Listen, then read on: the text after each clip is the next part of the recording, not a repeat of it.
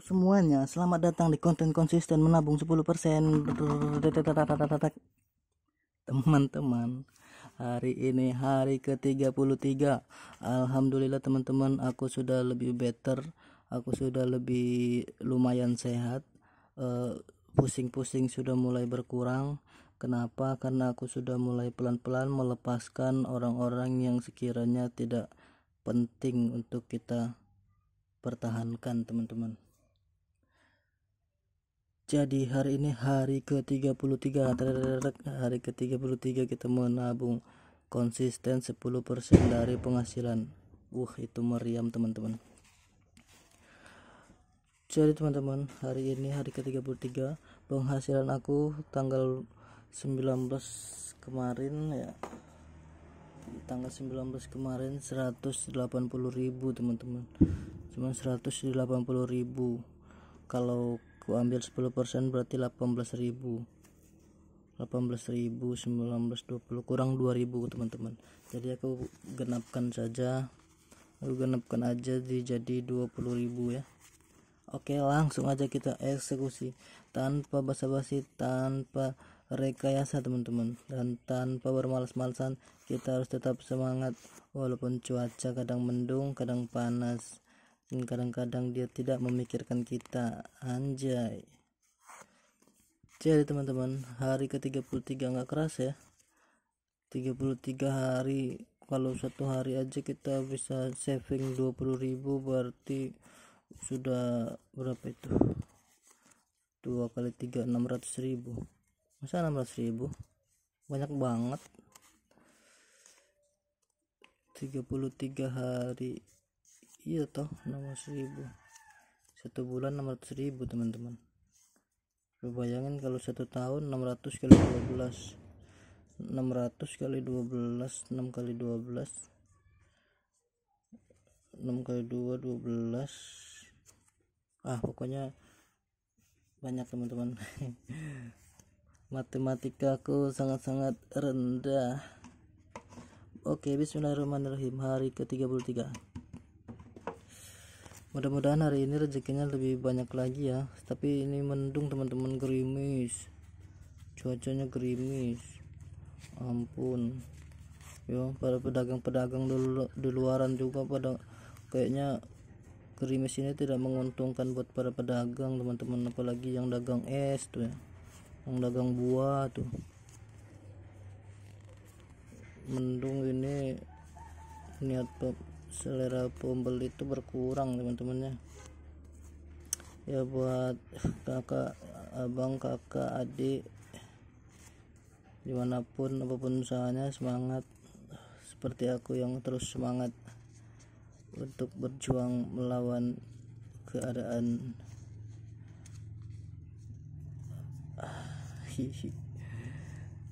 Jadi intinya teman-teman, selama kita bersyukur, berapapun rezekinya itu pasti cukup, insya Allah ya. Dan aku juga ngajak teman-teman yang nonton video ini, ayo kita saving teman-teman, jangan jadi pemboros atau spender. Lupakan keborosan itu ya, walaupun kita nggak tahu dunia ini akan berjalan sampai berapa lama, dan usia kita tidak tahu akan sampai berapa tahun. Tapi setidaknya kita sudah mulai mencoba ya. Jadi ada perselisihan paham antara orang yang saving dengan orang yang spend itu.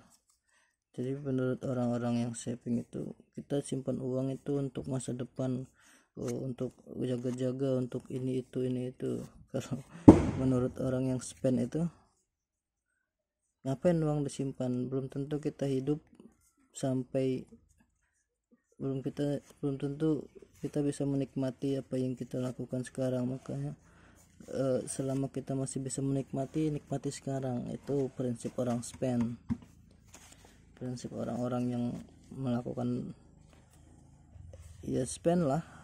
Kalau dibilang boros ya boros, karena spender itu pasti, namanya spend itu pasti boros. kalau simpan baru hemat.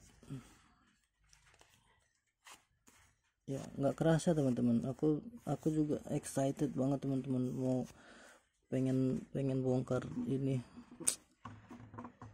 Nanti kalau sudah penuh berapa ya kira-kira ya, kira-kira untuk apa ya. Ya rencananya sih itu ya buat apa ya, buat mana tahu bisa buat beli saham gitu.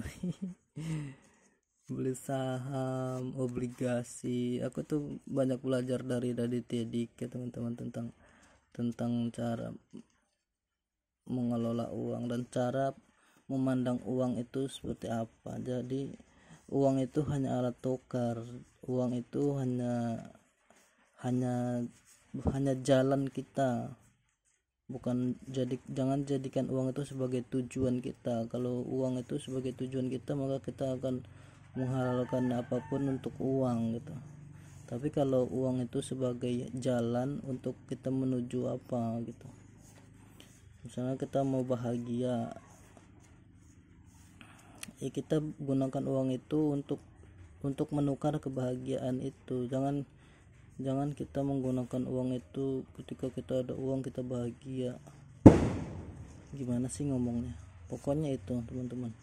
Ada quotes yang paling bagus tuh aku dengar kemarin, jangan jadikan uang itu sebagai tujuan hidup, tapi jadikan anggap uang itu hanya sebagai alat tukar dan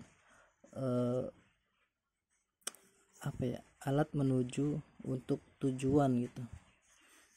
Intinya itu teman-teman, jangan menyembah uang, jangan menuhankan uang, jangan semua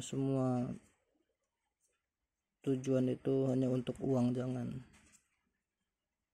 Karena hidup itu butuh namanya relax, butuh namanya bahagia teman-teman. Dan buat teman-teman ya yang mau menikah,